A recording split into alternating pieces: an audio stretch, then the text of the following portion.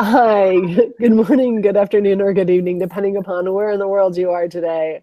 I am Diane Krokora, CEO of PartnerPath, coming off of a cold, so sorry about this stuffled voice. Welcome to this week's Technology Channel videocast. With me, as always, I've got my partner in crime on the other coast. Hey, Charlene, how's it going? Hey, representing New York. How you Just doing? I'm good. How you doing? How you doing? I'm hanging in there. I'm trying to suffer through this cold that I think everybody else in the world has, that Yes. I picked up in the lovely Las Vegas last week at Channel Partners Conference. Well, basically, when you go to Las Vegas, Diane, you're supposed to win money, not catch colds. I thought what happened in Vegas was supposed to stay in Vegas, so I didn't mean to take it home with me and infect the entire world.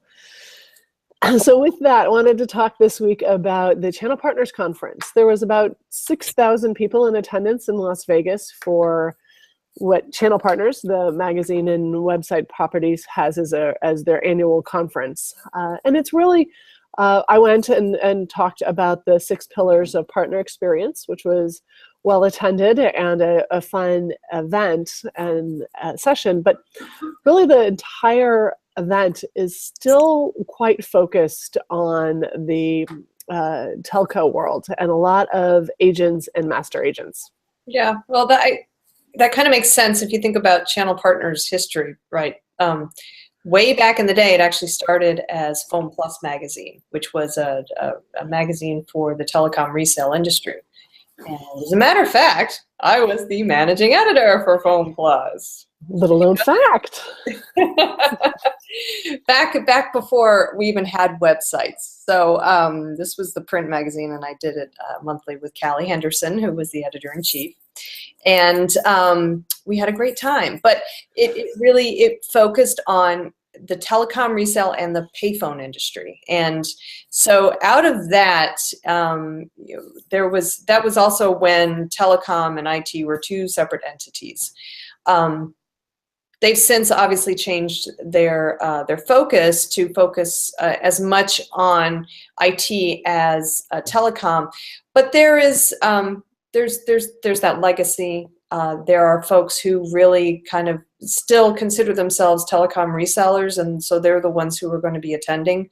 It makes total sense to me that they're there because Channel Partners does focus still on telecom resale in addition to IT.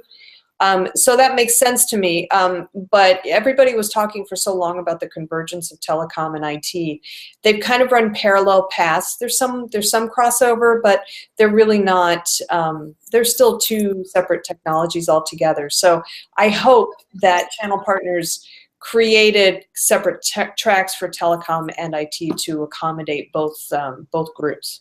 Well, and it was a very interesting conference, and Channel Partners did work with us at PartnerPath to get the solution provider responses for the study that we did at the beginning of the year, the 2017 State of Partnering study that we call 6 Pillars of Partner Experience. And in that, we had about 1/3 of the audience from the solution providers, from the 200 solution providers that responded. A little less than 1/3 classified themselves as agents, but also 2/3 were not, right? They were VARs, systems integrators, solution providers.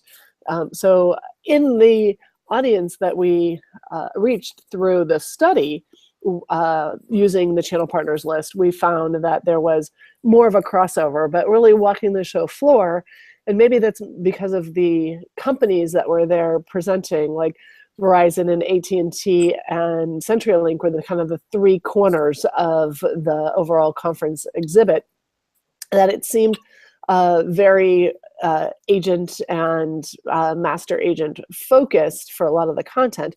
But amazingly, we did hear a couple of themes continue to come up. One, SD-WAN, and the other one, IoT. And the story around those 2 were really pushing the solution provider, reseller, agent into moving from selling circuits into selling solutions. And that's good, because I think if at any place where there will be that convergence, it will be going from that particular point of view as a solution seller. That will be the way that the telecom reseller becomes the IT reseller as well, and the IT reseller becomes also the telecom reseller. That's not to say there aren't plenty of companies that are already doing that, but I think master agents in particular, they don't really care about bits and bytes. They're more concerned with selling the subscriptions and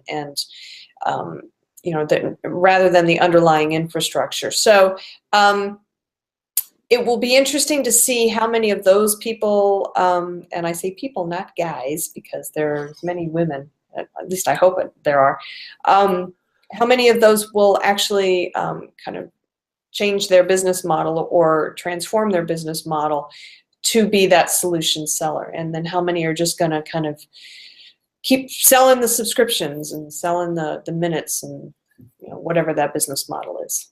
And I had two solution providers on my panel when we talked about the study. One definitely more of a telco agent, and the other one not at all really an agent, and more of a consultant, or what we would really consider a solution provider. Not really even engaging too much in the vendor world, but trying just to take technologies and solutions and put them together, even more consulting, I would say, than the systems integrator around what technologies are used. And she was really talking a lot about SD-WAN and kind of the solutions that are coming up across that as a technology opportunity, as well as how she's working with the vendors to identify those opportunities and put them together.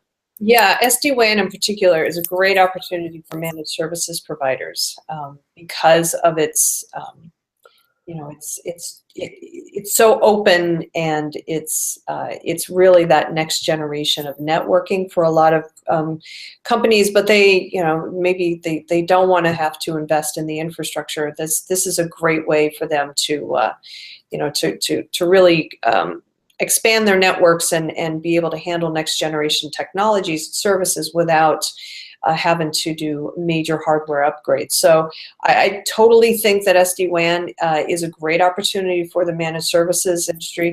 And then I think that IoT is kind of it's a gimme for a lot of solution providers. It really has a lot to do with the networking infrastructure underneath, right? So if you don't have the bandwidth to support all the IoT devices, your customer's really not going to get the full effect of IoT and the benefits. So I think there's definitely truth in the statement that SD-WAN and IoT are kind of the technologies to watch for a lot of the solution providers. Yeah, so great. Thanks for bantering that about. It was really exciting to see kind of the transition live on the show floor from the people walking around the conference, and to actually see organizations starting to move from being agents to MSPs and even into kind of solution providers and consultants, and starting to offer new services to their customers in addition to just kind of minutes, or as they call it, circuits. It was watching it live, kind of to see people in transition. It's pretty cool. But thank you for bantering about my experience in channel partners, and I'm trying not to cough as we go through this. And I will see you all next week for Technology Channel Videocast. Thank you, Charlene. Thank you, Diane.